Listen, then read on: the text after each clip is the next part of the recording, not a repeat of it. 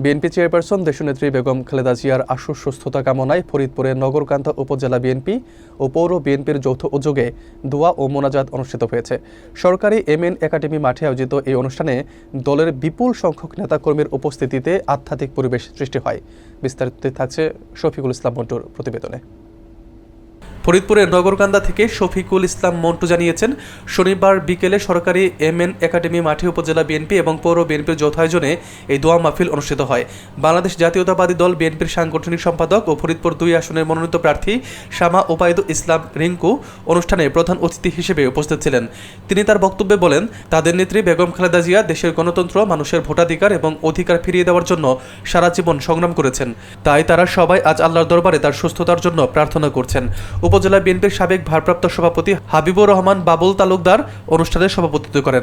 এ সময় উপস্থিত ছিলেন উপজেলা সাধারণ সম্পাদক সাইফুর রহমান মুকুল, সহসভাপতি আলিমুজ্জামান সেলু, সৈয়দ শাহিনুজ্জামান শাহিন, আশরাফ মুন্সি, মাহবুব আলী মিয়া, পৌর বিএনপির সাবেক সভাপতি আসাদুজ্জামান আসাদ, উপজেলা বিএনপির যুগ্ম সাধারণ সম্পাদক বদরুজ্জামান তারামুল্লাহ, জাসুরিজ মাতুব্বর, জেলা যুবদলের যুগ্ম সাধারণ সম্পাদক হেলাল উদ্দিন হেলান, পৌর যুবদলের সাবেক সভাপতি তৈয়াবুর রহমান মাসুদ সহ অঙ্গ সহযোগী সংগঠনের নেতাকর্মীরা।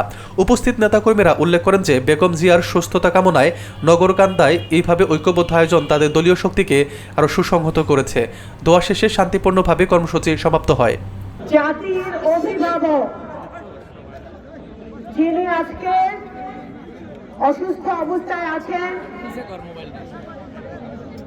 সাবেক প্রধানমন্ত্রী, বাংলাদেশ জাতীয়তাবাদী দলের চেয়ারপারসন দেশনেত্রী বেগম খালেদা জিয়া আজকে আমাদের নেতার জন্য, আমাদের গণতন্ত্রের মাতার জন্য, আমাদের নগরকান্দার উপজেলার সকল ইউনিয়নের নেতাকর্মীরা, সাধারণ জনগণ, মা বোনেরা, পৌরসভার সাধারণ জনগণ, মা বোনেরা, নেতৃবৃন্দরা সমবেত হয়েছেন আমরা আজকে ওনার জন্য দোয়া করার জন্য।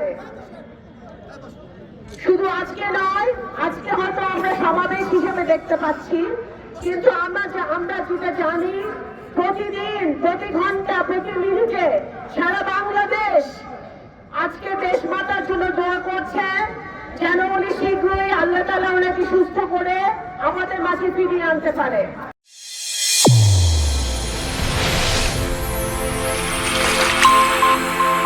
চ্যানেল A1 হৃদয় রেসপন্স।